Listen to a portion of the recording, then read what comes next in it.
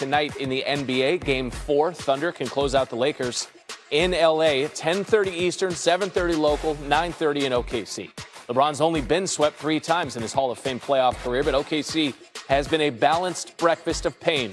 2 scoops of defensive tenacity that has hounded the Lakers, holding L.A. to an average of fewer than 102 points per game. It's not going to win in 2026. Hello, Brian. Brian Windhorst is with us once again, and this could very well be the last game of the season for LeBron and the Lakers. And the first game that you covered of LeBron James was his high school debut, December 1999. And we bring that up because there is potential this could be the final game of LeBron's NBA career. What more can you tell us about that? Yeah, I think we have to honor that he's going to have to go through a process after the season. I do not expect there to be an announcement of any finality after this game, if indeed the Lakers lose and end their season. But LeBron has played very strongly as this year has gone on. When he started, he was dealing with this sciatica. He's gotten himself into a place health-wise where he's looked as strong as he has in the second half of this season as he has over the last 4 or 5 years with the Lakers. He is a free agent, and the Lakers will have to determine how they want to proceed. But I do think that there is an interest in him re-signing with the Lakers and the Lakers having him back as they figure out their roster. But I think that's going to take some time for LeBron to evaluate his options and for the Lakers to figure out how to put it together. So if this is it, I would be surprised. But I also can't 100% foresee how the next season will play out. What an absolute nearly 3-decade run from 1999 to 2026. Yeah. And I'm talking about Windy. You're talking about Windy. Yeah, Exactly. LeBron James as well. Hey, Windy, a lot of new talent about to enter the league. The Wizards going to get first dibs in the draft after winning the lottery. What are they weighing when it comes to this top spot? Well, speaking of feeling old, I met Darren Peterson yesterday, top 5 draft pick, and he told me he was born in 2007, 8 years after I saw LeBron play his first high school game. So I'm feeling great this morning, guys. I'm going to get some Just for Men a little later on.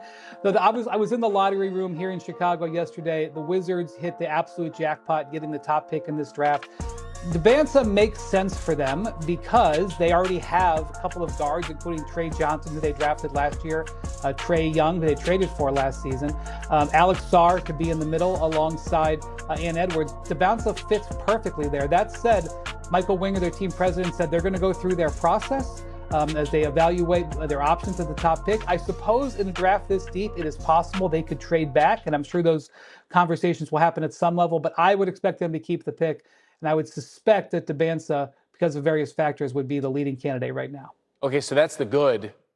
The other side of that coin is a team that lost out big time yesterday. Wendy, who's that? Brutal situation for the Pacers. In the room, it came down to the final lottery ball about whether the Pacers were going to get the number 4 pick and keep their selection or have to send it to the Los Angeles Clippers. The Clippers and Pacers representatives were eyeing each other in the room sort of nervously. The last ball comes up. It went to the Chicago Bulls, which meant that the Clippers get that 5th pick. Kevin Pritchard, the Pacers president, was devastated. Now, he did the deal that led to the situation, trading for Ivica Zubac, and said they wanted a franchise center, but they gambled. It was a 50-50 coin flip. The Pacers gambled. They lost. Clippers now get the number 5 pick and a chance to draft a cornerstone player going forward. Yeah, that apology from Pritchard to the fans was noteworthy. I mean, he owned it. He stood out there and said, we're sorry for this situation playing out the way it did. You don't normally see that. That is Brian Windhorst. The NBA draft starts June 23rd on ABC and ESPN. Wendy, thank you. Your NBA reporter Brian Windhorst joining the program now. Wendy, good morning to you. So a flagrant 2 carries a $2,000 minimum fine and the potential for additional discipline. What is the likelihood we see the latter here? I do not think he will face a suspension for Game 5. He could receive more fine. In fact, I would expect that. And there will definitely be a review today, and that is standard with all flagrant fouls. This was a grade A example of a flagrant foul. It had all of the markers. Unnecessary, excessive, wind up and hit above the shoulders. The Spurs, I guess, had to go through the motions of defending their player, but this was absolutely, completely unacceptable, and it significantly hurt his team to get ejected in the second quarter. And because he was out for over a half, I believe the NBA will consider that a satisfactory punishment. and he will avoid suspension. But I would highly recommend him not doing something like that again this postseason. Sure. Had to leave the game with 4 points and 4 boards. This after a 39-point performance the game prior. There was the rest of the game left to be played. So, Windy, stand by. Randy, what you got? Yeah, we'll get to Brian in just a moment. We have Ant Edwards taking advantage of the fact that Wemby was off the floor, although Wemby's not picking him up from about 26 feet. That's a triple for Ant-Man.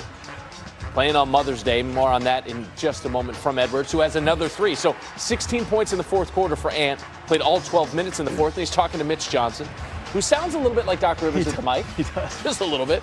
Dylan Harper Jr., meanwhile, the fourth rookie in Spurs history with multiple 20-point playoff games. San Antonio is up by 1. It's Nip Tuck, Rudy Gobert, 11 points, 13 rebounds. First double-double against the Spurs this season. Played 6 games against them so far. Reed, no. Edwards, 1 of his 6 rebounds and 2 of his 36 points attacking the rim. Said of Wemby being out, he's 8 feet tall. So, yeah, he's going to cover up the rim. A lot more open when he's not on the floor. Ayo Dosunmu made this thing unnecessarily interesting. It was a 5-point lead with about 25 seconds to go, and he turns it over. Dylan Harper with the steal hits Julian Champagny, who hits the free throws. Then Dosunmu gets it inbounds, and they are swarming him. 2 Spurs, 3 Spurs. He finally calls a timeout because he's got one. And Chris Finch is over there telling his guys, okay, protect the basketball. And Jaden McDaniel says, yeet, and throws this thing on the bottom of your screen. It's a jump ball that Dosunmu has to kick with his leg to keep him going out of bounds.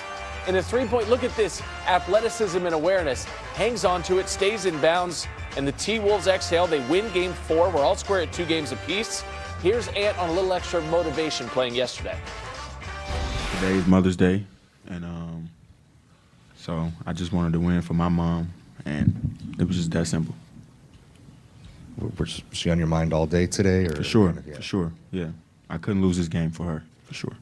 He was special. You know, this is what he loves. This is what he lives for. You know, not just big games, but big moments. For the most part, when he wasn't doubled, you know, he got to his stuff quick and clean, and that's who he is. That's who you need him to be. We're lucky to have him, and he's special, no doubt, especially given what he's been fighting through over the last month and a half. Anthony Edwards lost his mom, Yvette, in 2015 and spoke on that significance. Brian, let's get to the significance of his fourth quarter performance yesterday. What does that mean now, not just for last night, but for the series? Well, he looked terrific in the fourth quarter. He looked as healthy as he has since he had that hyperextended knee. I think he went back in the tunnel to get oxygen at one point, so he is not at the top of his game. But Victor Wembanyama getting ejected from this game and opening the door for the Timberwolves to tie it has opened the door for Ant to get healthier. And I will just point out, when Ant is healthy, the Timberwolves are a completely different team.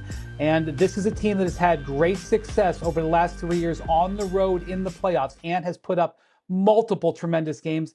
They obviously won game 1 of this series down in San Antonio. The door was cracked open with Wemby's ejection.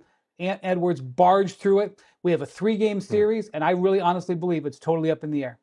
Game 5 tomorrow.